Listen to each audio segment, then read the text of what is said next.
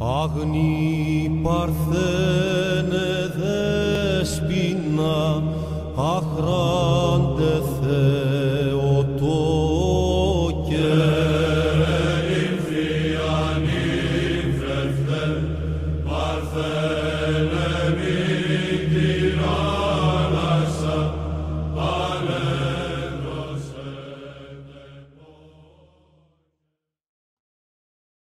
Hello, everybody. Welcome to another episode of the Orthodox Logos. My name is Ian Silver. I'm here with my co-host, Nathaniel Harmon.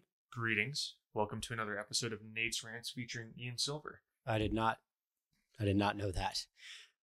So today we're going to be getting into another interesting topic. It's kind of a continuation of the most recent episode, which is not available to the public yet, but it is on Patreon. If you haven't subscribed there, make sure you do. And that one, we've titled it, It's a Gay World After All. So, yeah, it's about Disney coming out of the closet and, their not so secret gay agenda that they're pushing on the youth, and how us as Christians, specifically Orthodox Christians, can, perform a triage, as Nathan mentioned, to society. Triage is a wonderful word, though. Yeah, it's good. It explains a lot. Well, not even with regard to its definition. It's just a good sounding word. I like the word. All right. So, Ian, what tortuous videos have you in store for us today? We got a few videos that will inspire me to rant, and you to sit there and go, "Wow, this is horrible. Why did I make anyone else suffer through this?" I feel like for some reason I really enjoy you suffering. I'm not quite sure if that's a good thing, but I'm pretty sure that's a vice. Yeah. But yeah, Which may well be described by the quote you're about to read. True. So I'm going to open up with, usually we do a quote from, a saint, or we've read stuff from G.K. Chesterton, C.S. Lewis, Tolkien. But today, to go along with the topic that we're going to be speaking on, I am reading a quote from Karl Marx. And if you don't know who that is, that's probably a good thing, to be completely honest. No, that's a bad thing. Know your enemy.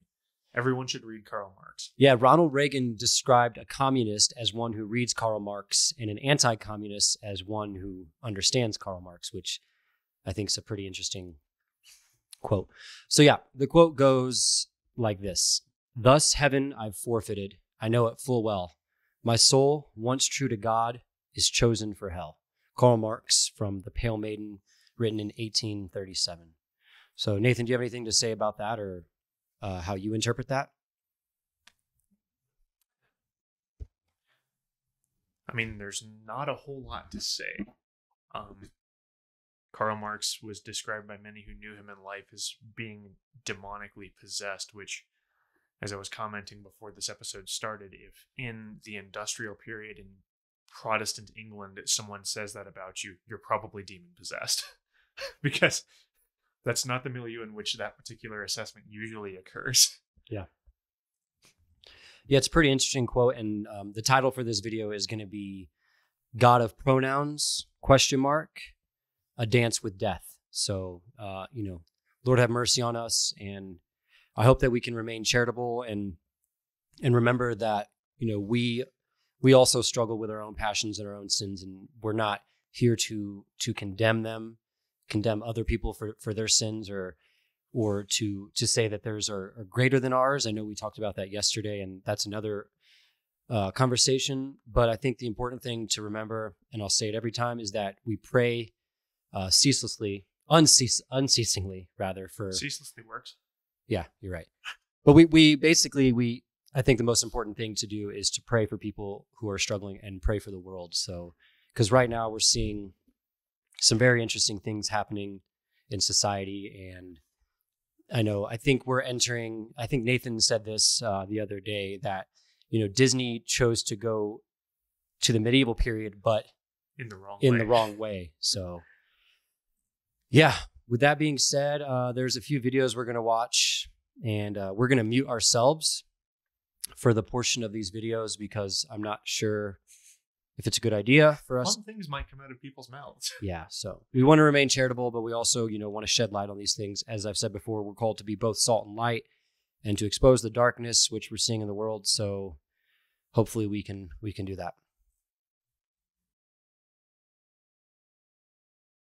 This past Thursday, March 31st, was the International Transgender Day of Visibility.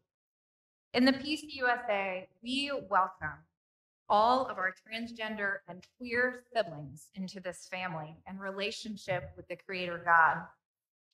So today, I wish to pray a prayer that was written for this incredible day. Will you pray with me? O God of pronouns, we give praise to the Great One, the one who is identifiable as God. I am what I am, you say, the great they, the incarnate he and she, the God of trans being, impregnating Mary, fathering God, breastfeeding God of many breasts. You shatter all stereotypes, making every single person male and female. Male and female, intersex, non-binary, in your image, exactly in your image. Spectrum, rainbow God, who put your promise for nonviolence in the symbol for queer love before humanity knew, because you knew. Who had Joseph, who could not sleep with a woman in a beautiful lady's cloak, perhaps of rainbow colors, before we knew. You knew. God of pronouns, who said, you can call me he or they, whatever makes you feel closest to me. Invisible and visible God, on this day, where visibility, celebration, belatedness, affirmation, and acceptance is the bare minimum. Remind us that you are the God of pronouns, so you affirm and you celebrate them. God of Saul, Paul, Simon, Isaac, Jacob, Isaac, Simon, Peter, Abram and Sarai, Abraham and Sarah. God of Joseph, of the coat of many colors, of the Ethiopian eunuch, of the Virgin Mary. God of all found families in the Bible. Remind us that you affirm us in our full identity, name, pronoun, found family, all of it. For this, we give you thanks and praise to the great I am, the great they, them. Thank you, God. And so in the now in the words that our mother, our father, and our sibling God taught us to pray. That was difficult. Yeah. What do you have for us, Ian?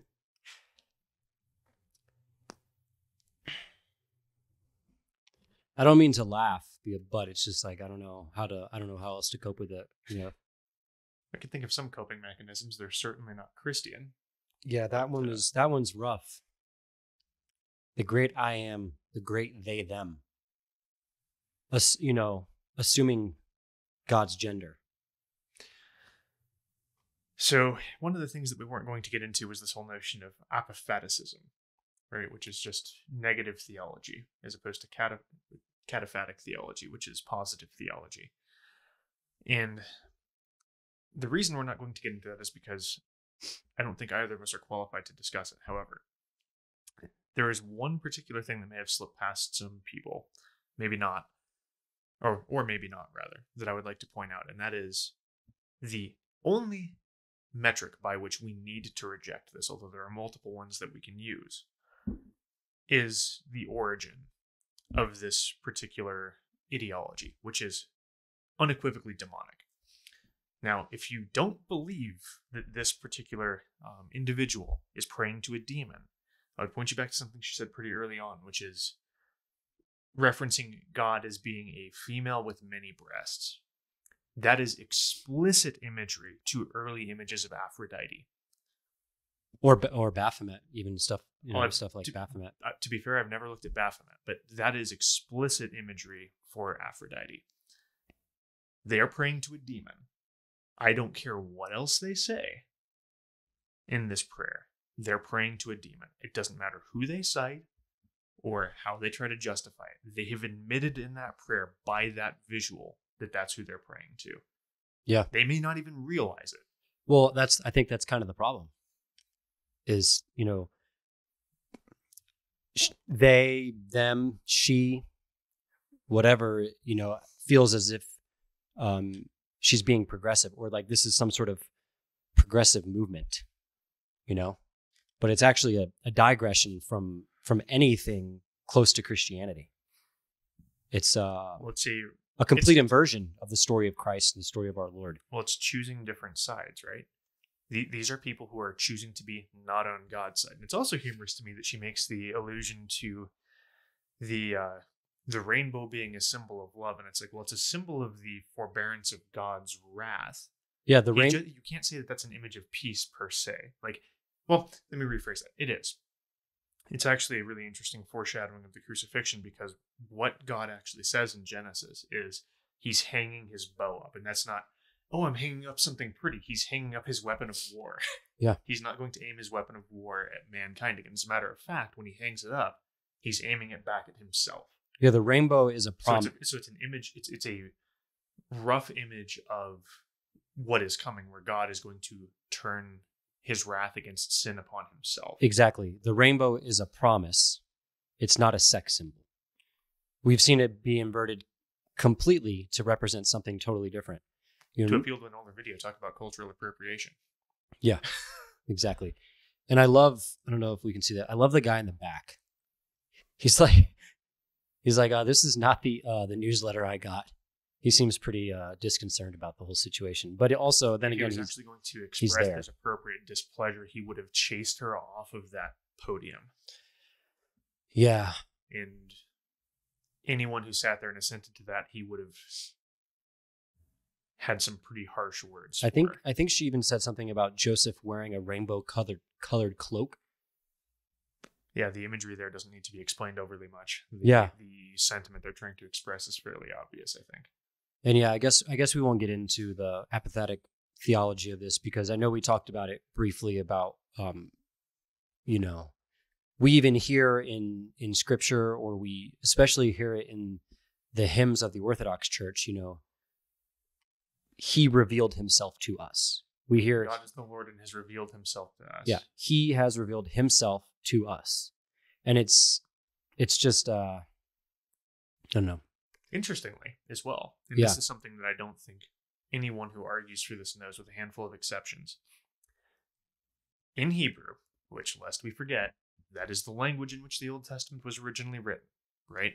There is no word for goddess in Hebrew at all. They don't have the ability to refer to a female deity in that language. That's why because Asherah, so you'll come across the term for Asherah poles or Asherahs, right? That is a Hebrew, or that is a loan word. I'm wanting to say it came from either Sumerian or Canaanite. It's not a Hebrew word. So she's talking about this whole thing where it's like, oh yeah, Abraham and Isaac and Jacob and all these different patriarchs and saints of the Old Testament, they have this notion that God is beyond identity. And that's not necessarily incorrect, but their understanding of God was definitely masculine, necessarily. Yeah, it wasn't a non-binary God, lowercase g in this situation. Like we said, they're praying to a demon, and their God is not, the God of Christianity, the God that we worship and that we serve. So, all right, let's Can we continue on with this blasphemy? Yeah. Pray with us now. Our Father, who art in heaven, hallowed be your name. Thy kingdom come, thy will be done, on earth as it is in heaven. Give us this day our daily bread. Give us our debts, as we forgive our debtors. Lead us not into temptation, but deliver us from evil. For thine is the kingdom, power.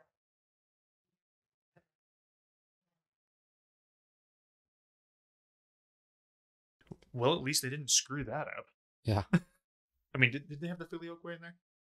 Or no, that's No. I'm sorry. That Yeah, wouldn't be no, there. but they didn't say in the name of the Father, Son, and Holy Spirit. In all fairness to them, that's not in the gospel, which is what they're citing. All right, I don't know if we can really. We want to keep this one brief, so yeah. This one should be fun. Yeah, here we go. This one is from a YouTube page called Vine and Fig, and it is two gay Catholics answering some questions from their viewers. By that, what we mean is not there are two Catholics who struggle with homosexual inclinations. These are two, shall we say, practicing homosexuals who allegedly profess the Catholic faith. All right, here we go. Hey, I'm Patrick. And I'm Pat. We're the co-founders of Vine and Fig, a fully informing resource for queer Catholics. And we're going to answer a couple of y'all's questions from Instagram. Our first question is, what are the top refutations for the oft-quoted theology of the body design and fruitful arguments? I think with this one, you can, say that there's a lot of beauty to what John Paul II wrote in the theology of the body, and the folks who kind of promote a lot of that thinking of saying, like, let's look at the symbolism of Genesis and where it gets us, but also say, well, you don't have to take it like all the way to its most extreme conclusions to say like there's a lot of truth and beauty to it. So for example, like a lot of folks, will say there's no problem with someone who is maybe menopausal or like can't naturally have any kids or anything, like with them getting married, because it's not an active choice not to have procreative sex in a relationship like that. Same thing for folks in a same-sex relationship. Okay, so part of the problem with this example, and this is an example you'll see from a lot of people who claim to be Christians when they're talking about theology of the body, and, well, what about people who are infertile, right? That is completely irrelevant to the conversation, because if you are infertile, you have some sort of pathology or disability that is preventing you from conceiving in the natural fashion, right? However, were things working appropriately, that wouldn't be an issue. In the circumstance they're referencing, there is no way for there to be an outcome that their sexual relationship can lead to childbirth or to the conception of life. That simply cannot happen. And some people might say, oh, well, Nathan, you're being a scientific materialist, and, God can do whatever God wants. And it's like, yes, but God also doesn't generally, as far as I can tell in my study of Scripture and in the Holy Fathers, God doesn't say, okay, well, Adam and Steve are going to be just as agreeable as Adam and Eve, right? He usually works within the overarching limits that have been set. For instance, God destroys the world when demons start trying to procreate, because that's not good. Yeah. That's not within the framework that has been assigned. This is also not within the framework that has been given. And honestly, the whole notion that you also have to then discuss the whole idea of what is sex for, right? If you're homosexual, the only thing that sex does is give you pleasure. That's it. It has no other purpose. I mean, your partner is, and forgive me for my graphic language, is nothing other than a masturbatory aid. And I'm not going to say that there aren't heterosexual couples who don't act in a similar fashion. Totally. But if these guys were familiar with the traditions of the church and the sexual ethics the church puts forward, if you're treating your partner that way, that's wrong. It doesn't matter if you're a heterosexual couple or a homosexual couple, you don't treat your partner that way. That's not what they're there for. That's not what your relationship is supposed to be defined by. Yeah. So, and also them calling it beautiful is disconcerting to me because, well, think for a moment about precisely what they're saying and what it looks like and what is being used in what fashion, and that's a pretty gnarly thing. I mean, that's just gross. Yeah. Not to be terribly polemic, I'm not trying to be an ass, but... No, I agree. I don't think I can really add anything to that. I'll have some things to say, I'm sure, in a moment. In a same-sex relationship. Yeah, and if you're looking for kind of a book or another resource, Matthew Vines has a good book called God and the Gay Christian. He goes through different clobber passages, but also talks about some of the complementarity arguments that are made. So I definitely check that out too. What does your logo symbolize? So with this one, we wanted to kind of get back to that previous question, actually, where we wanted to show the fruitfulness and the goodness of queer people's lives. So we were trying to come up with a name that kind of referenced that. So we found Vine and Fig. It's in Micah 4:4. Everyone will sit under their own vine and fig tree, and no one will be afraid. And we wanted to just talk about the harbor and safety of that passage. So when we were coming up with a logo, we tried to find something that depicted that. We worked with a really great logo designer, and that's where the kind of branch comes from and the hand grasping for it. Go follow Elliot. He's great. We'll link below. Okay, so next question is, when will Tabardin be returning? Thursday. The next question is, how do you feel about consecrated gay people? I couldn't endure the hypocrisy. I want to push back a little bit against the idea that it's somehow inherently hypocritical to be a consecrated person in the Catholic life who is also gay, because at Vine and Fig, we very much believe that there is such a thing as a call to celibacy within the Catholic Church. We just very much don't agree that it can ever be enforced. Basically, you can't say that just because you're gay, just because you experience same-sex attractions, or however you want to put it, that therefore you have to be celibate, you have to be a consecrated person. So we think that you can entirely, and we know people who are consecrated and also are fully affirming of same-sex relationships. They believe that God is calling them to be celibate, but that has a lot more to do with their own prayer life and their own sense of mission in the world, and a whole lot less to do with how they view their own sexuality or the goodness of same-sex relationships where they see them elsewhere in the world. Okay, so I almost agree with what they're saying About being celibate. almost. But do you have anything you want to say? You look like you had something to say as well. No. Okay, so I do agree with them that if you just because you experience same-sex attraction doesn't mean that you necessarily must become a priest or a monk, right? Because that's kind of what they're talking about there. So in Roman Catholicism, obviously, if you're going to be a priest, you have to be celibate. You cannot be a married priest in Roman Catholicism, with the exception of maybe some of the Byzantine Rite and Eastern Rite Catholics, which is a completely different story. But them saying that them saying then that if you experience same-sex attraction, you don't have to be celibate, is utter ridiculousness. Same-sex acts are a sin, right? Much in the same way that heterosexual acts outside of the confines of marriage and appropriate sexual ethics are a sin. Not to the same degree. I'm not going to discuss that particular topic. But if you have a sexual inclination that cannot be fulfilled within the bounds of the ethics of the church, it's a sin, period. And this is an example of people who are afflicted by particular passions trying to carve out a niche that respects that sin, and that's not okay. Yeah, interpreting scripture or in coming up with their own interpretations of what the church means, and not relying on the church fathers who, there's a saying, I think, about and it pertains more so to orthodoxy, about how the Bible is not open for interpretation by us. The church does that for us. And when I say the church, I mean the church fathers, the saints, the martyrs, and those who have come before us. So I think it's there's a lot of interpretation here that is just giving them an excuse to act in a way that is very against the faith. Wanting an exception for your particular pet sins is a sin. Yeah. And I don't want to sound like I have no compassion for these people, because when somebody discusses something like this, that sounds horrible. It sounds really, really bad. Yeah. And I don't just envy them.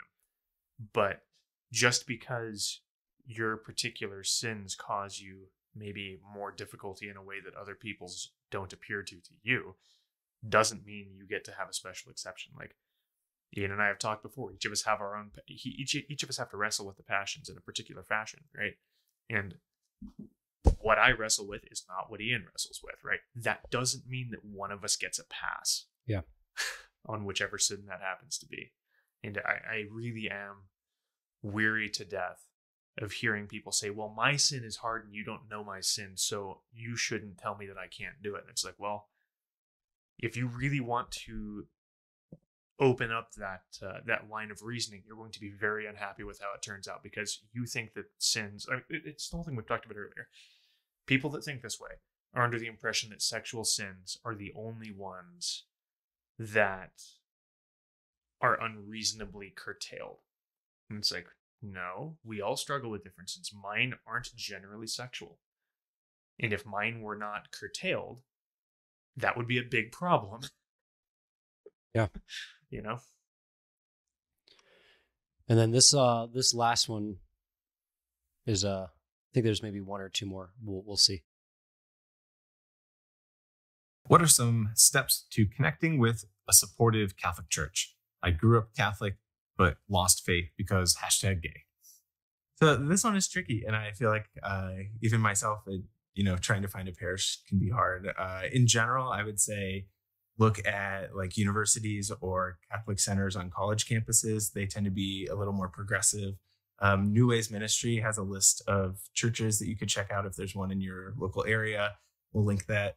And also our Slack community. So we have an online community built on the Slack platform. So essentially just like a chat room, and you can talk with folks, talk about theology, anything, random stuff. It's a really great resource, and we can link to that as well if you're interested and want to sign up. Yeah, it's an awesome place to meet other queer Catholics who are fully affirming. It's also a safe place where you can, if you work for a Catholic church, or if you are in a space where you are not. And you won't be outed. All right.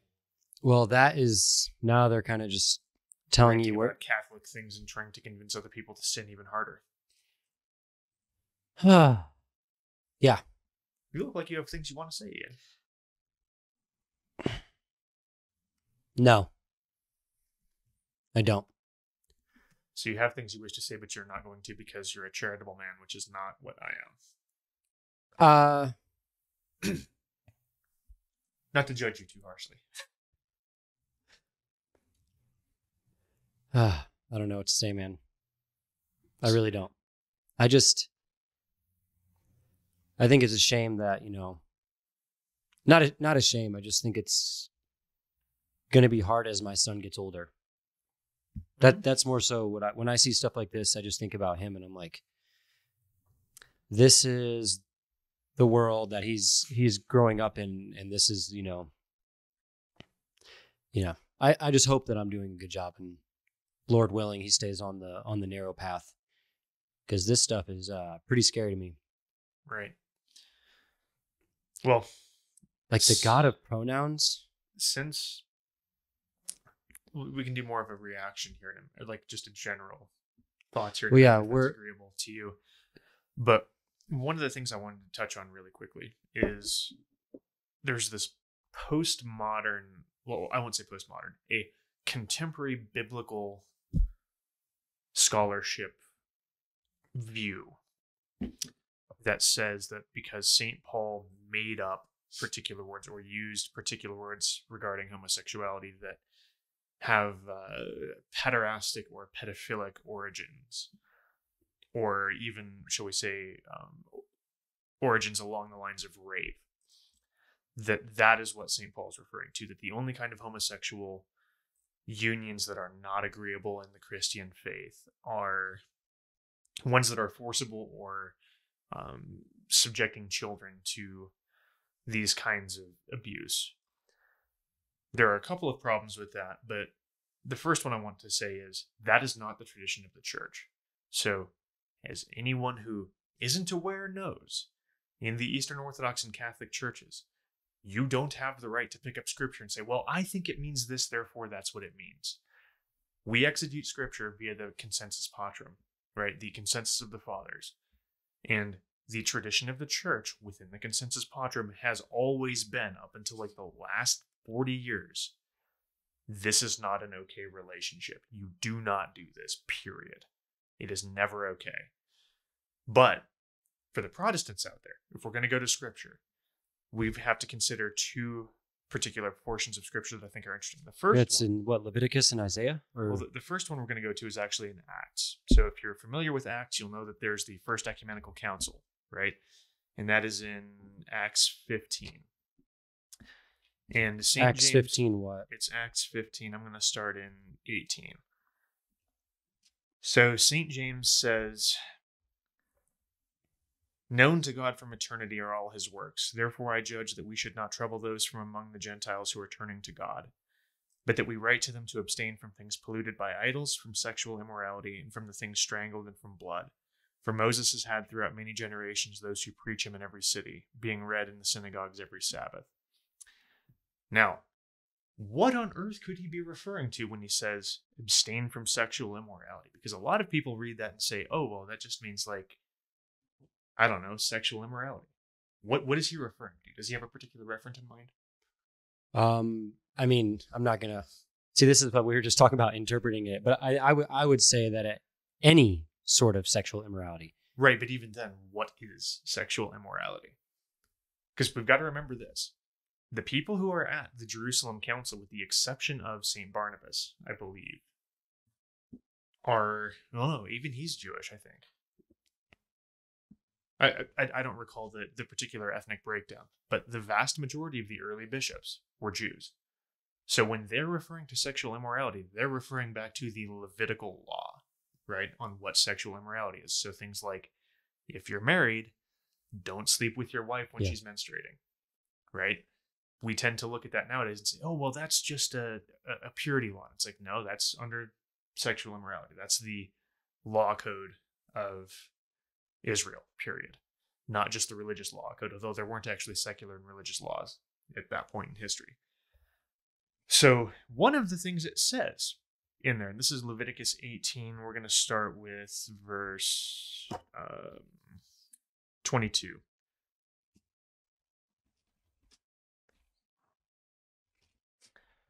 "You shall not lie with a male as with a woman, for it is an abomination." And continuing on, it then says, "Nor shall you mate with any animal to defile yourself with it, nor shall any woman stand up before an animal to mate with it, for that is a perversion." So, with regard to that verse, which you'll typically hear, and you have to think back to what I said about St. Paul a minute ago, the accusation is that St. Paul is referring to any kind of forced sexual interaction, right? When he's talking about homosexuality being wrong. You have to remember that St. Paul is a rabbi, or at least he's a Pharisee. He's a teacher of the law. So he's not a slouch. He knows his scripture. He knows his traditions backwards and forwards. So when he's saying, don't do the homosexual things, he's thinking of this passage and the traditions surrounding this passage.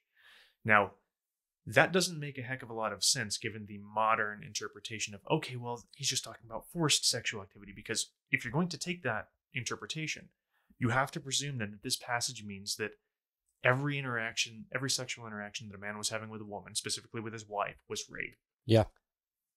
Which that's not unequivocally not true. So regardless of what, say, I don't know, Virgil would have said about pederasty or pedophilia, St. Paul is not Virgil. He's not using the Roman tradition as his understanding of the Hebrew law. He's using the Pharisaical tradition, which is you don't sleep with a dude if you're a dude.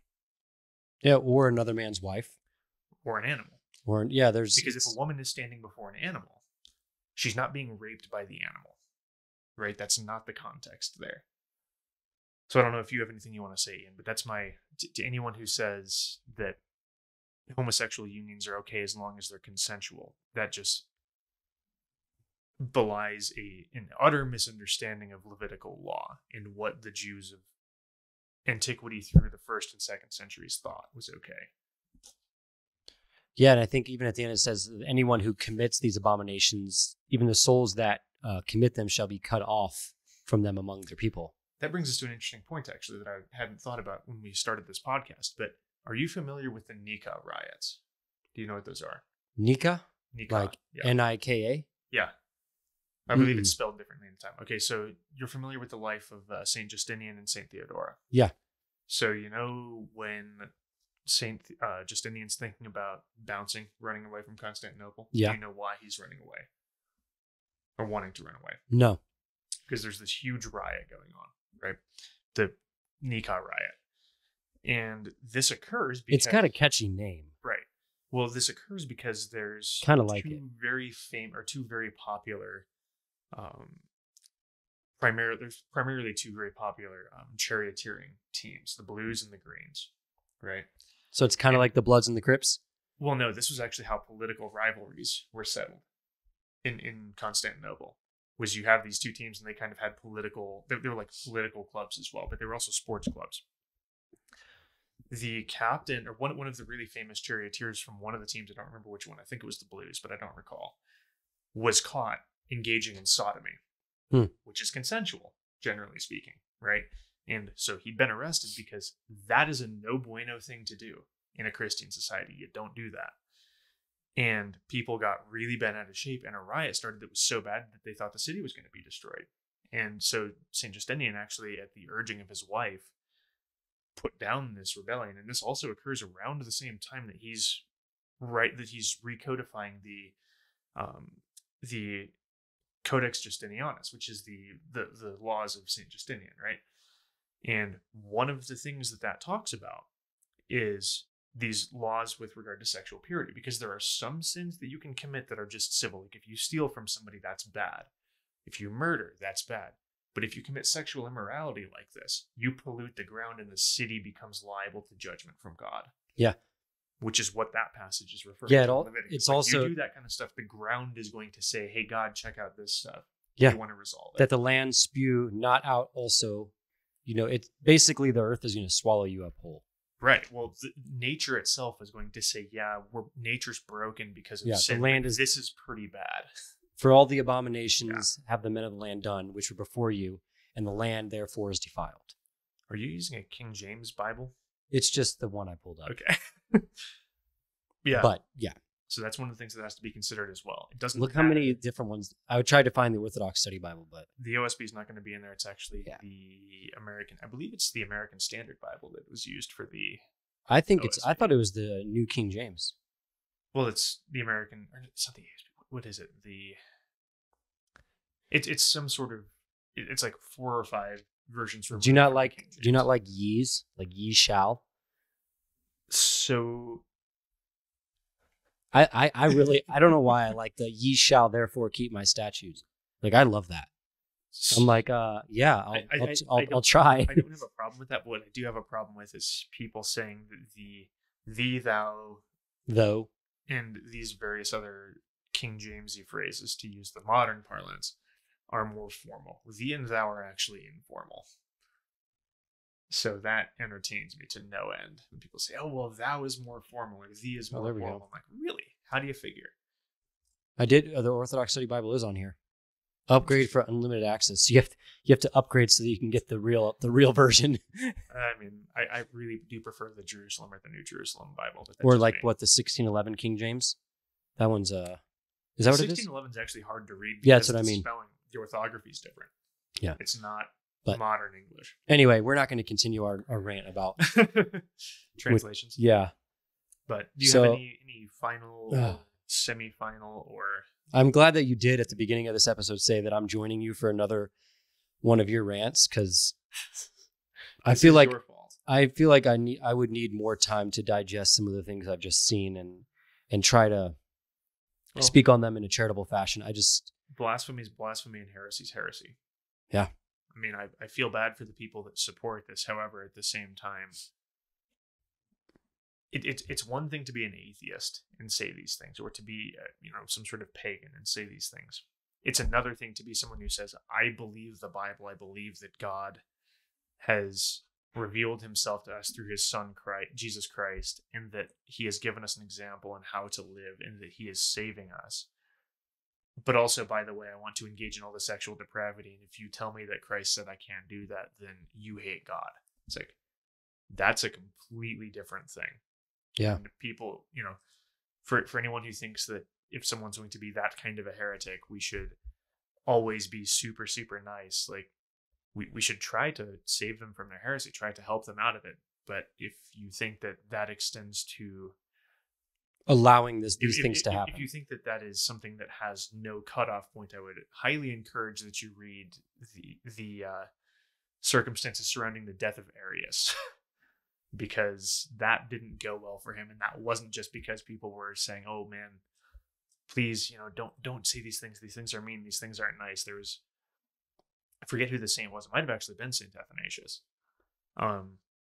Was told by Saint Constantine, the emperor, you need to concelebrate with Aries, or you need to at least give your imprimatur to his liturgy. And if it was Saint Athanasius, I think it is, but I'm not positive, he prayed something to the effect of, "God, if I am wrong, strike me dead, and if Aries is wrong, strike him dead." And Aries was killed. Aries died. So I'm not saying that we should pray for that.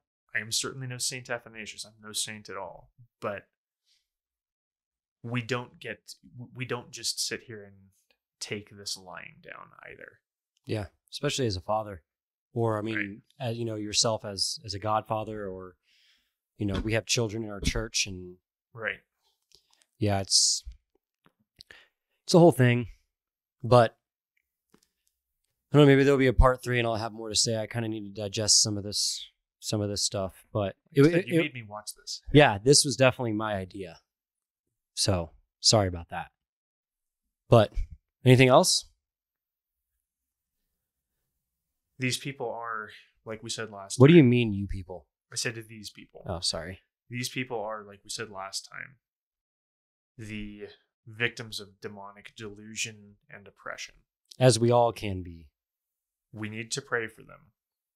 However, going back to the triage example that we gave last time, if there are people who are putting forward these ideas and trying to convince your children, or the people who are unconvinced that this is a good thing, they are not the first tier of person you're trying to pull out of that circumstance and trying to help. You're trying to help the person who is more or less innocent of this, right?